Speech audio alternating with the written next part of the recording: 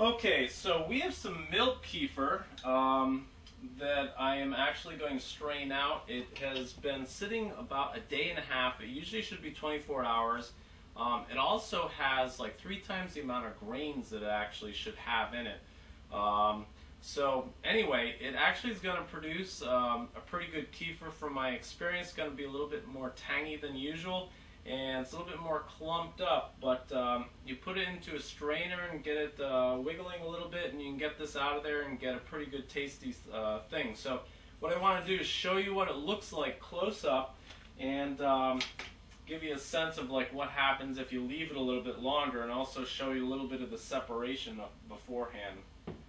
Okay, at the bottom here you can see that the milk is separated, and you have like the whey and you have the curds forming up at the top here, and this is actually very clumped. When you have less kefir grains, you're going to see more separation.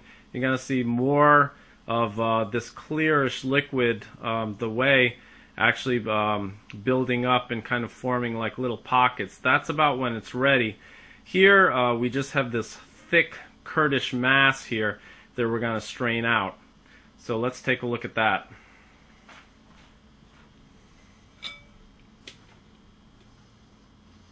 Comes out in a big glop. You can see a lot of separated liquid in there. And what I do is I keep wiggling it,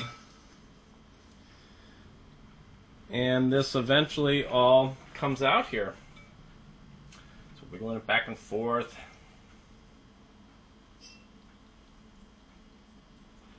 And you can see this stringy kefir is coming through.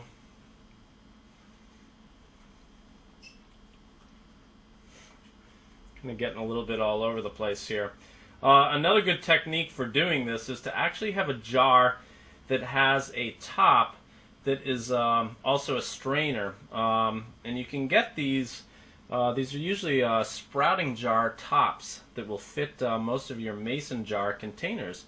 You don't want to do any container that's too big than this, because this process is every 24 hours.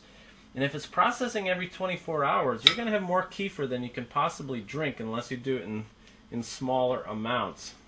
Unless your plan is to sell it or something. But anyway, you can see all the grains, the kefir grains separating. And we have some large ones building up here. Here's a really good sized kefir grain.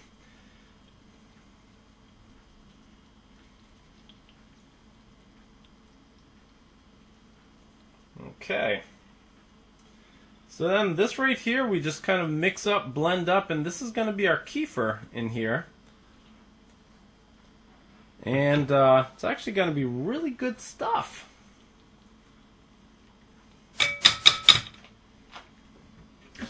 And here we have some of the rinsed kefir grains. And just to give you a perspective, show you how here's like a good sized kefir grain building up.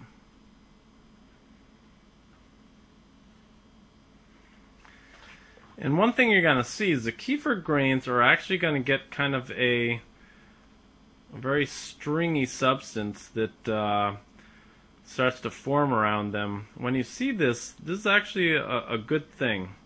And you've got a lot of like really beneficial bacteria that's actually going to like help your culture grow really fast. So just want to show you that. We've got our kefir grains in our separate containers.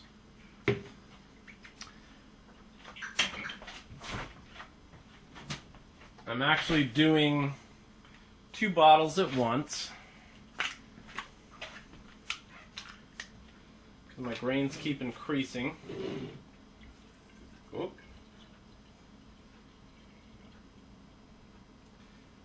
So I fill it about 3/4 full.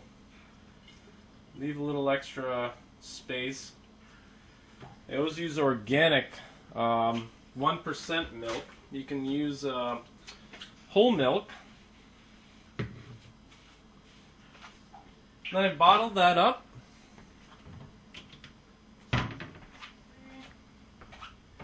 Now what I'm going to do is take my kefir And this is, depending on how you do it, it can be a little messy. Put it down here and just pour it in.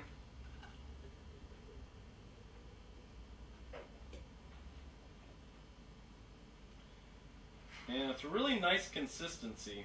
If you've ever bought something like Helios, you're going to see it's nice, creamy, thick. It has a curd factor that's much smaller than cottage cheese, so it's really small, and but it allows it to have this like really thick taste to it. And this is so good. It's like I usually drink several cups a day. But when you have kefir, always make sure you follow it with a little bit of water, because kefir is actually something that can be like slightly dehydrating to the system and can cause a little bit of binding. It's funny, if you drink enough water, it can also help for nice movement through the system, and it's somewhat of adaptogen, so it gets your body working correctly the way you want it to. So anyway, there's nothing better than a glass of fresh-made kefir. It's great at room temperature. I think it's a little bit better colder, but I'm going to put that in the refrigerator. I'm going to use it for the next day or two.